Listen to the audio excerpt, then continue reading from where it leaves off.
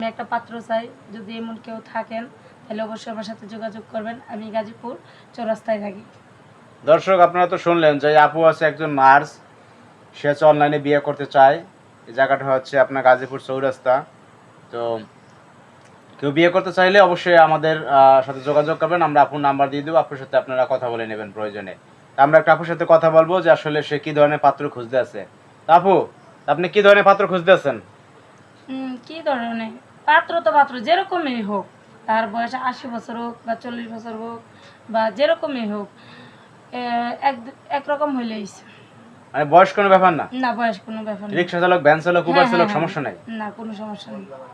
আচ্ছা আচ্ছা। তো যাই হোক, এখন ঘটনা হয়েছে যে এই যে ঘটকের মাধ্যমে কোনো পাত্র আসছিল আপনারা দেখতে? হ্যাঁ, আসছিল, কিন্তু তারা আমি নার্স বলে চাকরি করি দেখে আমার মানে ইয়া করে নাই, এলাও করে নাই। মানে নার্সের চাকরি করলে সমস্যা কি? নার্সদের তো বিয়ে হইতেছে, সংসার হইতেছে। আমি বিলে সময় দিতে পারবো না, স্বামীকে বিলে মানে সময় দিতে পারবো না, তার জন্য। মানে বলতেছে যে নার্সরা হচ্ছে আপনার রাতে ডিউটি থাকে না, ফ্যামিলিতে সময় দিতে পারে না, শ্বশুর শাশুড়ির সময় দিতে পারে না, যে কারণে অনেক ফ্যামিলি তাদের বিয়ে করতে চায় না, এই তো। এখন ঘটনা হয়েছে, জেনে শুনে যদি কেউ বিয়ে করতে চায় তাহলে অবশ্যই আপনি বিয়ে করবেন। হ্যাঁ। আপনার কোনো আপত্তি নেই? না, আমার কোনো আপত্তি। এখন পাত্রপক্ষের কোনো ডিমান্ড থাকলে দিতে পারবেন? হ্যাঁ, দিতে পারবো। আচ্ছা, আপনি গাজীপুরের স্থানীয়? হুম। তো এখন ঘটনা হয়েছে পাত্রপক্ষ দিতে পারবেন। আপনার ফ্যামিলিতে কে কে আছে সদস্য? আমার ফ্যামিলিতে আমার একটা ভাই আছে, আর কেউ নেই। আপনার এক ভাই আছে, আর কেউ নেই? না। মা বাবা আছে? না। আচ্ছা আচ্ছা। যাই হোক, এখন ঘটনা হয়েছে যে কোনো ডিমান্ড থাকলে ছোটখাটো দিবেন, টিভি, ফ্রিজ, সোফা, আলমারি, যা আছে, মোটরসাইকেল এগুলা দিবেন। হ্যাঁ, দিব। একটু মন মানসিকতা ভালো হইলে হবে। আচ্ছা। আর বিষয়টা হচ্ছে, আপনি যেটা বলছেন যে আপনি একটা চাকরি করেন, হ্যাঁ, বেকার হইলেও সমস্যা নাই, আপনি বলছিলেন। হ্যাঁ।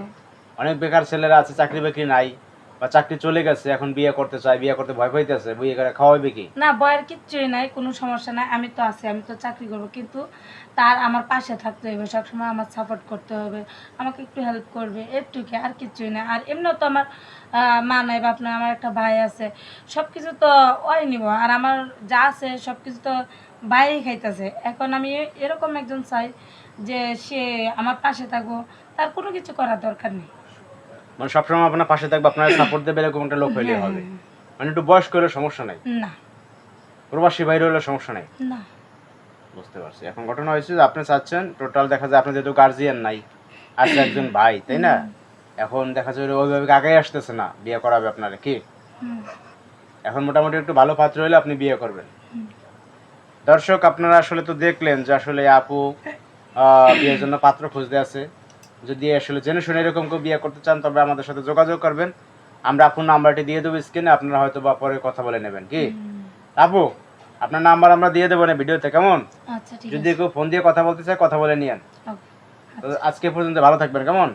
আল্লাহ হাফেজ।